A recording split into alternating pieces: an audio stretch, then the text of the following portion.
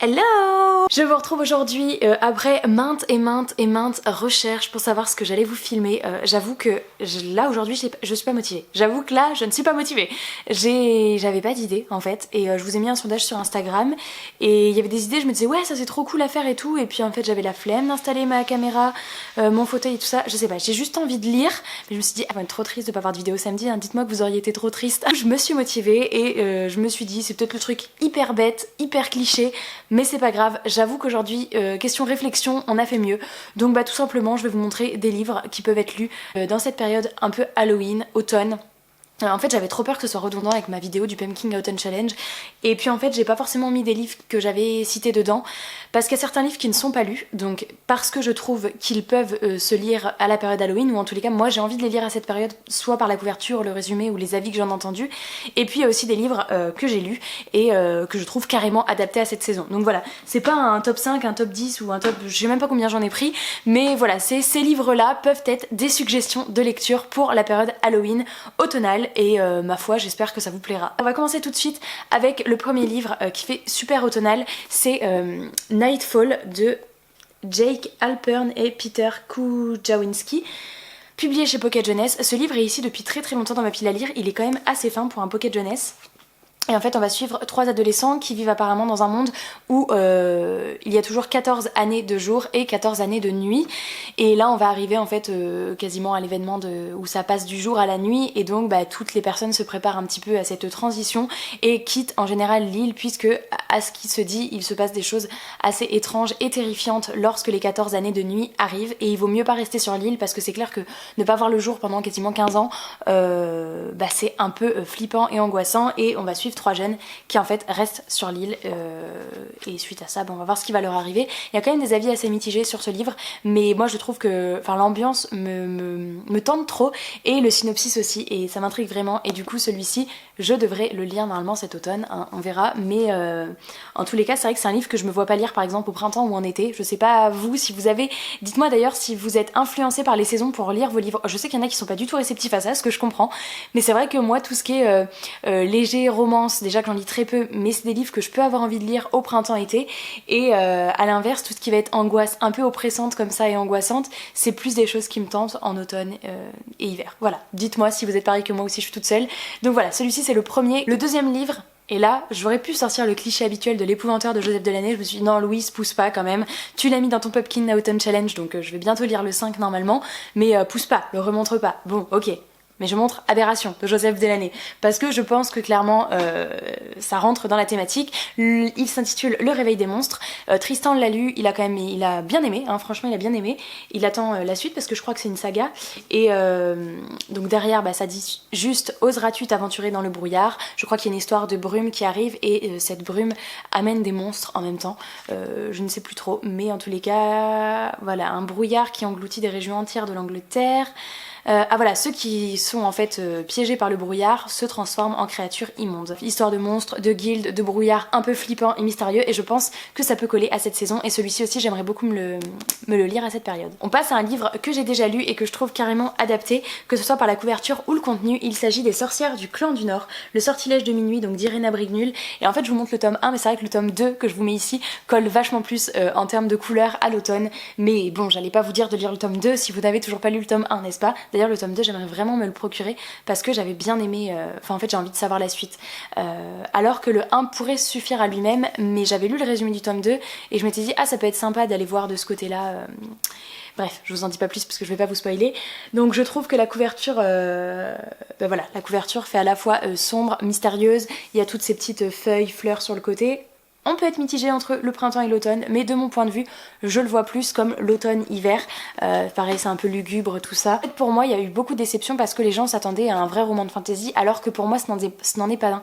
En fait, on dirait plus que c'est un livre contemporain et qui se transforme progressivement en du fantastique avec l'arrivée de la magie et de certaines catégories de sorcières et compagnie. Après il y a quand même un gros côté sorcière qui est exploité au fur et à mesure du livre, mais on est d'abord dans une histoire d'amitié entre une sorcière et une fille qui ne l'est pas, et voilà, toute cette recherche de soi, quête d'identité, et les deux mondes qu'on voit à la fois. On suit celle qui va au collège, au lycée, qui s'y retrouve pas du tout, celle qui est sorcière qui s'y retrouve pas trop non plus, et elle se lie d'amitié sur ce côté là, et j'avais vraiment bien aimé, et mine de rien c'est quand même une histoire de sorcière que j'avais lue je ne sais plus d'ailleurs à quelle période je l'avais lu, mais en tous les cas c'est une histoire que je vous conseille, je l'avais vraiment aimé. Un livre que j'ai pas lu cette fois-ci, mais c'était obligé vu la couverture qu'il arrive dans cette vidéo, il s'agit de Magic Charlie de Audrey Alouette. Donc là c'est le tome 1, L'apprenti, et c'est publié chez Gallimard Jeunesse. Je vous l'ai montré récemment en book haul puisque c'est une récente acquisition, d'ailleurs c'est une récente sortie tout court. Bon, la couverture, vous êtes d'accord pour dire que l'objet livre, c'est l'automne pur, et je sais pas, cette couverture est magnifique, la magie, les sorcières, moi c'est typiquement ce que j'ai envie de lire, enfin, mais j'ai pas assez... En fait l'automne, je déteste l'automne, hein. Je tiens à enlever ce cliché de la booktubeuse qui aime l'automne avec le thé et son plaid. J'adore le thé, le plaid et les bougies, mais j'aime pas l'automne. Ou alors j'aime l'automne quand je suis chez moi et que j'entends la pluie tomber, mais oh là là, à partir du moment où il faut sortir la pluie, l'humidité, c'est insupportable. J'ai toujours froid, bref, je n'aime pas l'automne, mais je dois avouer que les couvertures automnales des livres, ou ce qui fait très ambiance mystérieuse, Halloween, du coup c'est vrai que c'est une ambiance que j'aime bien. Voilà, tout ça j'aime bien, mais non, pas l'automne. Bref, donc du coup ce livre, on va suivre un petit garçon, enfin un jeune garçon, qui va découvrir que sa grand-mère est un membre d'une société de magiciers et qu'elle court un grave danger. Apparemment le monde est un peu loufoque, c'est jeunesse, et les premiers avis que j'ai vus étaient très sympathiques. Tristan l'a lu, il a trouvé ça cool mais sans plus, donc bah moi j'aimerais bien me faire mon avis là-dessus, et du coup celui-ci est aussi assez adapté pour cette catégorie de vidéos.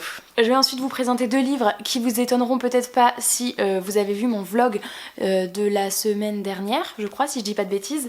Je vous présente donc Witch Hunter de Virginia Baker, qui est ma lecture en cours, donc j'en suis ici, je pense le finir cet après-midi, qui est donc publié chez Pocket Jeunesse et qui est, bah, comme le titre le dit, une histoire de chasseur de sorciers. Et du coup, bah voilà, encore des sorcières, la couverture assez sombre comme ça, mystérieuse, avec des espèces de runes autour, vous le voyez, en vernis sélectif.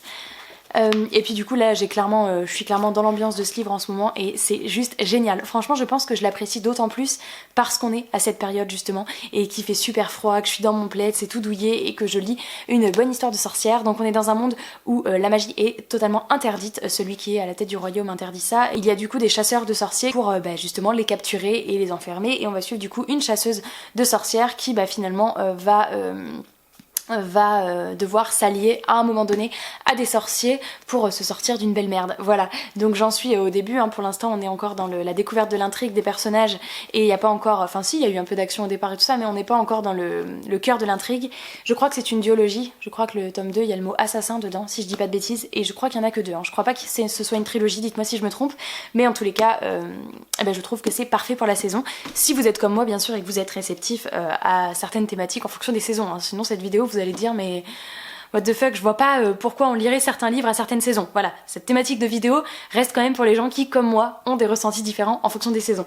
Je vous présente ensuite L'île aux mensonges de Frances Hardinge, et du coup voilà, si vous avez vu mon précédent vlog, vous avez vu que je vous ai fait voter pour ces 2 livres-là, Witch Hunter et L'île aux mensonges, pour ma prochaine lecture. Donc c'est pour ça que je suis en train de lire Witch Hunter, puisque c'est celui que vous avez choisi, mais j'avais également proposé celui-ci parce que il est super adapté aussi. Cette ambiance un peu angoissante dans une forêt avec une jeune fille qui tient une lampe, il fait nuit, c'est sombre, l'objet livre est magnifique, et c'est un thriller, mais je n'arrive jamais à me souvenir du résumé, et même quand les gens en parlent, je dis ah ouais ça parle de ça, enfin j'arrive jamais à retenir, donc je ne vais pas refaire l'affront de le lire, mais là pour le coup c'est clairement un choix de couverture, même pas d'histoire, de synopsis, je pense pas qu'il y ait de sorcière ou d'histoire un peu, je sais même pas si c'est un fantastique, là c'est vraiment, je me suis focalisée sur la couverture. Il reste 2 livres, et là ce sont 2 livres que j'ai lus et que je trouve très très adaptés. Je vous présente tout d'abord La Faucheuse de Neal Shusterman, publié chez la collection R. Je ne sais pas si j'ai besoin de faire un résumé de ce livre, puisque je pense que c'est un livre que l'on voit partout, et voire même une saga.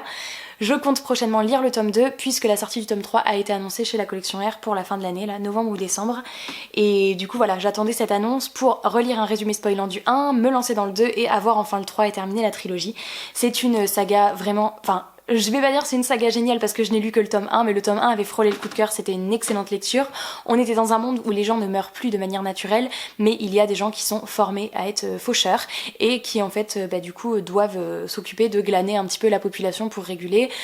Donc ils peuvent à tout moment frapper chez vous, et vous avez été choisi au hasard par un espèce de logiciel qui fait que c'est vous le prochain et vous devez mourir. Et donc on est un peu dans une ambiance quand même, il y a la mort qui plane, donc pour Halloween, pour toutes ces choses là, les faucheurs, je pense que j'ai pas besoin de faire 10 000 explications explication, cette saga est parfaite pour moi pour cette période-là, automnale, halloweenesque, se faire flipper un petit peu, c'est pas mal du tout. Vous remarquez que je vous propose pas du tout de livres qui font vraiment flipper, type des polars, des policiers ou des trucs d'horreur ou des choses comme ça, parce que je ne lis pas ça.